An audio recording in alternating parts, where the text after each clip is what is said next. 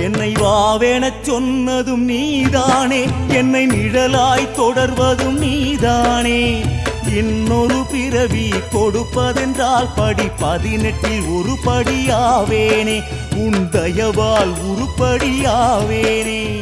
வாவெனச் சொன்னதும் நீதானே, என்னை நிழலாய் தொடர்வதும் நீதானே. இன்னொரு பிறவி கொடுப்பதென்றால் படி 18 ஒரு படியாவேனே, உன் தயவால் உருப்படியாவேனே. ஐயப்பா நீதான் மெய்யப்பா.